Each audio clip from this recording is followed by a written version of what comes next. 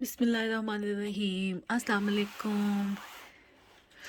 I hope कि आप सब बिल्कुल खैरियत से होंगे। थोड़ा सा आपको बाहर का जो वेदर दिखाती हूँ। वेदर कुछ ऐसा है, बारिश हो रही है और हवा भी चल रही है। वेदर काफ़ी चेंज हो गया है, ठंड हो गई है। तो आज के व्लॉग में मैं आपके साथ क्या शेयर करने जा रही हूँ, जैसे कि पहले व्लॉग आपने देखा, उसमें मैंने आपके साथ अपनी सारी एंडोमेट्रियोसिस की जो स्टोरी है वो शेयर की। और आज के व्लॉग में मैं आपके साथ कुछ मेडिसिन्स जो हैं वो डिटेल के साथ, और फूड जो लेने चाहिए, इसी से रिलेटेड ये वीडियो जो है आपके साथ शेयर करूँगी। तो आई होप कि जो इस प्रॉब्लम से गुजर रहे हैं, सफ़र कर रहे हैं, उनके लिए हेल्पफुल साबित हो। मैं कोई डॉक्टर नहीं हूँ कि मैं बहुत ज़्यादा डिटेल के साथ आपके साथ वो चीज़ें जो है आपको बता सकूँ या शेयर कर सकूँ। और पेन जो है वो डिफरेंट तरह से होती है।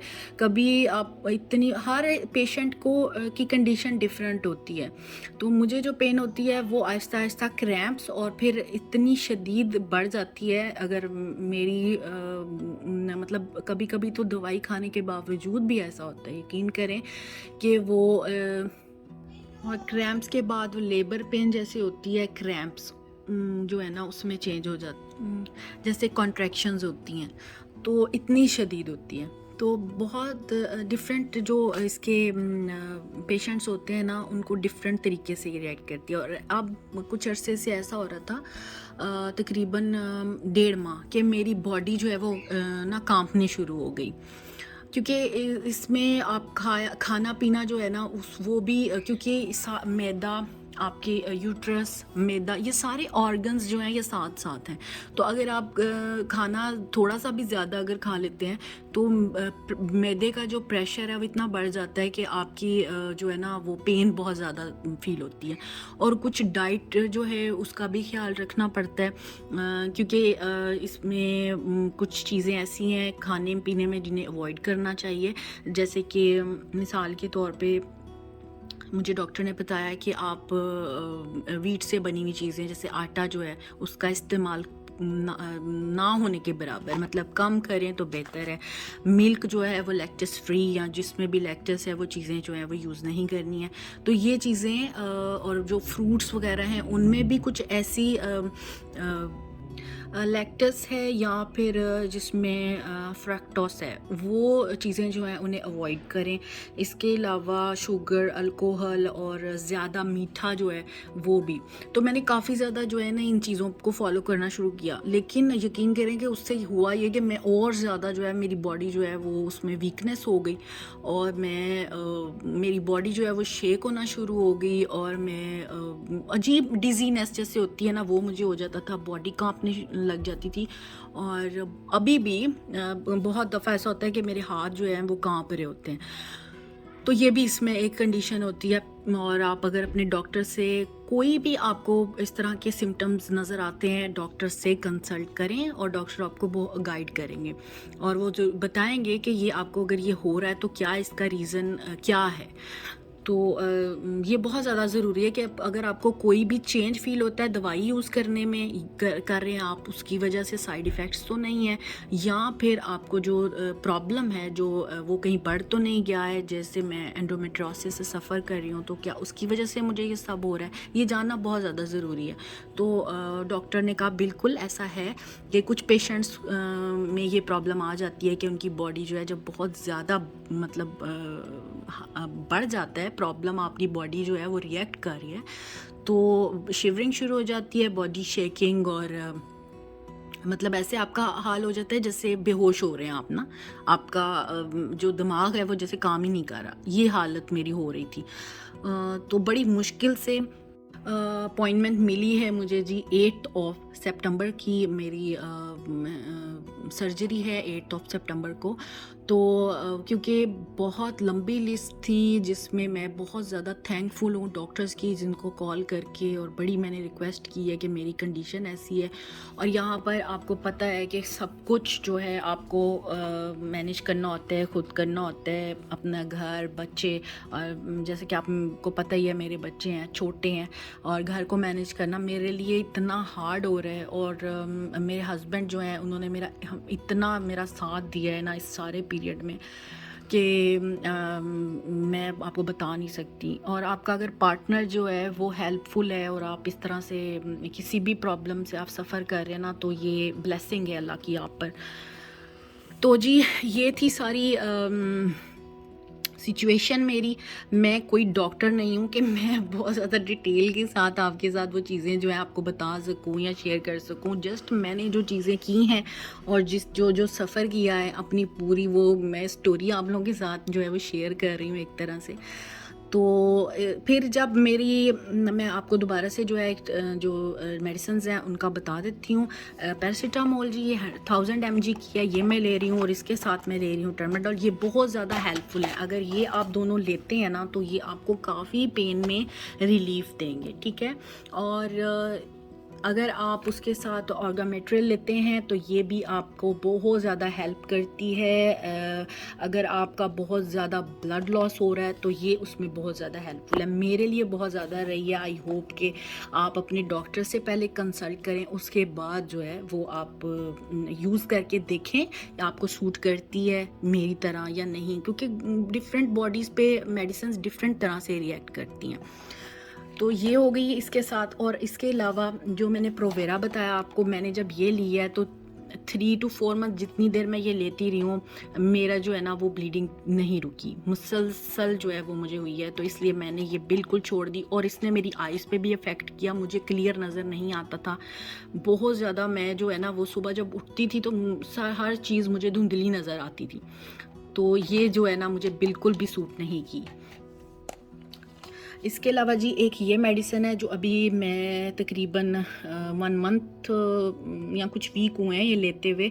ये मैंने जैसे आपको बताया कि मेरी बॉडी बहुत ज़्यादा शेक कर रही थी और फिर डॉक्टर ने यही बताया कि आपके मसल्स जो हैं वो स्ट्रेच हो गए हैं तकलीफ़ की वजह से, दर्द की वजह से। तो रात को मैं ये एक टैबलेट जो है इसकी एक पिल वो मैं लेती हूँ। मैं आपको निकाल के दिखाती हूँ। हाँ जी, ये टैबलेट्स हैं। ये एक पिल जो है ना मैं इसकी वो लेती हूँ रात को सोते वक्त। और इससे नींद भी ये है कि अच्छी आ जाती है और आप इससे मसल्स जो हैं वो रिलैक्स होते हैं, या मेरी जो बॉडी शेकिंग है वो उसमें थोड़ा सा ये मैं कहूँगी कि फ़र्क हुआ है, पड़ा है। तो अभी भी आप देख सकते हैं कि मेरे हाथ जो हैं वो थोड़े थोड़े शेक कर रहे हैं। तो ये मुझे हो जाता है इस तरह से, ये मसला मुझे इसके बाद, इस एंडोमेट्रियोसिस के बाद ये हो रहा है। तो ये है पिल जो मैं लेती हूँ। बार बार मैं आपको दोबारा यही कहूँगी कि मैं कोई स्पेशलिस्ट या डॉक्टर नहीं हूँ। मैंने जो चीज़ें यूज़ की हैं वो मैं सिर्फ आप लोगों को बता रही हूँ कि आप अपने डॉक्टर से लेकिन प्रिस्क्राइब कराए बगैर, डॉक्टर को बताए बगैर इसमें से कोई मेडिसिन यूज़ मत कीजिएगा।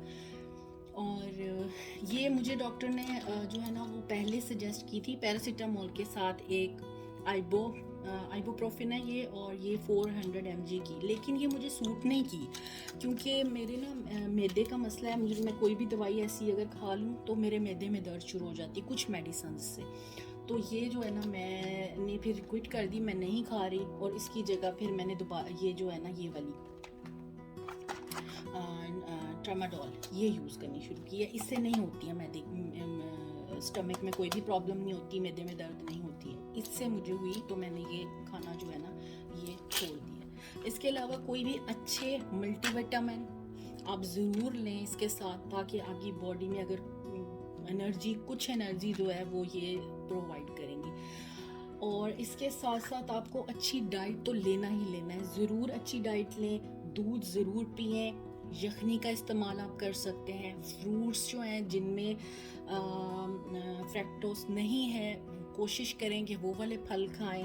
और इसके अलावा राइस जो हैं उससे कुछ नहीं होता, राइस बेस्ट है। मैं राइस जो है वो खाती रही हूँ, तो आप बॉयल राइस जो है वो यूज़ कर सकते हैं। इसके अलावा आप बेसन का आटा जो है ना वो यूज़ कर सकते हैं। बेसन आप उसकी रोटी बना के वो खा सकते हैं। आटा जो है उसकी भी रोटी अगर आपको सूट करती है, आपको उसको प्रॉब्लम नहीं हो रहा है, आपको मैदे पे जो बोझ सा है वो महसूस नहीं होता, तो बेशक आप खाएं। एनर्जी होना बॉडी में किसी भी बीमारी को फेस करने के लिए, उसके उसके मुकाबला करने के लिए बहुत ज़्यादा ज़रूरी है। तो ऐसी खुराक जो कि आपके जिस्म को ताकत दे, वो लेना बहुत ज़्यादा ज़रूरी है। रेस्ट कंप्लीट होना चाहिए, नींद अपनी पूरी करें, रेस्ट बहुत ज़्यादा ज़रूरी है। तो ये सब चीज़ें हैं जिनको आपने ना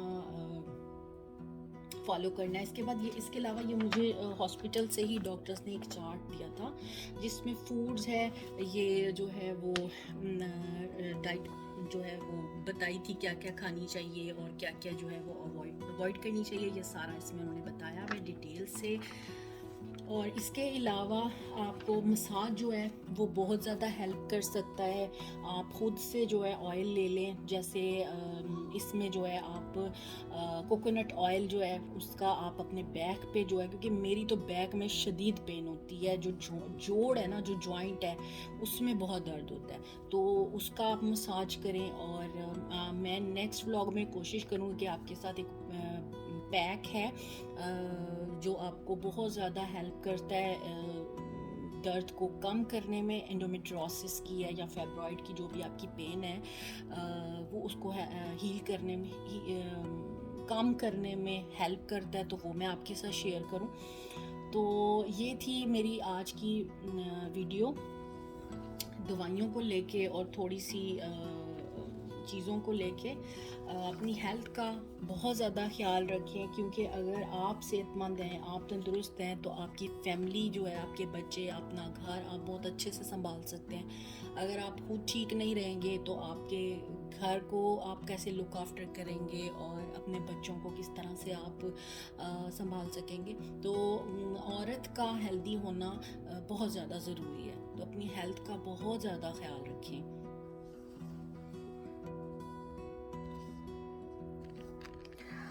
तो जैसे कि मैंने आपको बताया कि मेरी सर्जरी है, और दुआ कीजिएगा मेरे लिए भी कि अल्लाह पाक उसको जो है वो आसान करे, मेरे लिए सेहत तंदुरुस्ती दे।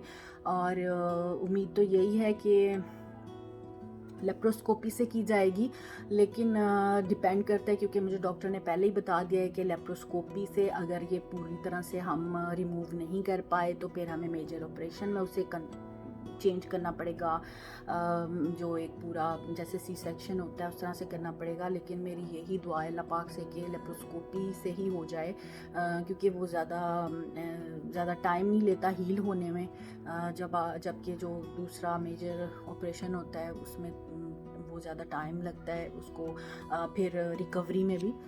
तो बाकी जो अल्लाह पाक करे वो बेहतर करे।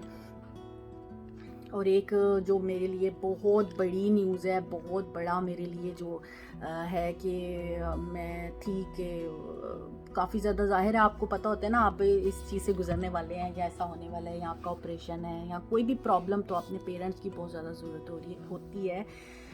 तो मेरी अल्लाह पाक मेरे अब्बू को अपनी जार रहमत में आला मकाम अता करें, लेकिन अल्लाह और मेरी अम्मी को अल्लाह में ज़िंदगी तंदुरुस्ती अता करे। तो मेरी अम्मी मेरे पास आ रही हैं, तो मैं उस चीज़ को लेके भी काफ़ी ज़्यादा अल्लाह का शुक्र अदा करती हूँ और एक्साइटेड हूँ कि अम्मी आ रही हैं। बस ये है कि मैं इस कंडीशन में होंगी कि मैंने उनको लुक आफ्टर करने की बजाय उन्हें मुझे लुक आफ्टर करना पड़ेगा। हाँ जी, तो मैं यही बात कर थी कि मेरी मदर आ रही हैं, तो उस चीज़ को लेके मैं काफ़ी ज़्यादा खुश भी हूँ, एक्साइटेड भी हूँ। लेकिन मेरी खुद जो है वो, क्योंकि उनको पता चला कि मेरा ऑपरेशन है तो उनसे नहीं रहा गया, ज़ाहिर है वो माँ है, तो इसलिए वो मेरे पास आ रही हैं, क्योंकि वो काफ़ी ज़्यादा फ़िक्रमंद है। तो माँ बाप ऐसे ही होते हैं। तो अल्लाह मियाँ उनको ज़िंदगी तंदुरुस्ती दे, खैर खैरियत से पहुँचें। तो आएंगी तो इंशाल्लाह मैं उनके साथ भी व्लॉग बना के आप लोगों के साथ शेयर करूँगी। और बाकी ये कि अगर आपके कोई क्वेश्चन हो, कुछ पूछना हो, मैं अगर आपकी किसी भी किस्म की मेडिसिन के बारे में लेके या डाइट वगैरह को लेकर आपकी हेल्प कर सकूँ तो मुझे बहुत अच्छा लगेगा। अगर कोई भी इस प्रॉब्लम से, एंडोमेट्रियोसिस से सफ़र कर रहा है और कुछ पूछना चाहता है मेरे से, तो ज़रूर बात करे, मुझे ज़रूर मैसेज कर सकता है। और कोई भी अगर मैं किसी की हेल्प कर सकूं तो मेरे लिए बहुत बड़ी बात होगी। तो आज के व्लॉग में यही मैंने आपके साथ शेयर करना था। आई होप कि मैंने आपको बोर नहीं किया होगा, और मेरे व्लॉग को लाइक करना और चैनल को सब्सक्राइब करना हरगिज़ मत भूलिएगा। Thank you so much for watching. मुझे आपकी दुआओं की बहुत ज़्यादा ज़रूरत है, तो दुआ कीजिएगा। अल्लाह पाक सेहत तंदुरुस्ती दे मुझे, और आगे भी मैं कोशिश करूँगी कि जो अपना मेरे ऑपरेशन से रिलेटेड है चीज़ें वो आप लोगों के साथ शेयर कर सकूँ जहाँ तक पॉसिबल हो सका। Thank you so much for watching. Stay tuned. अल्लाह हाफिज़। Bye bye.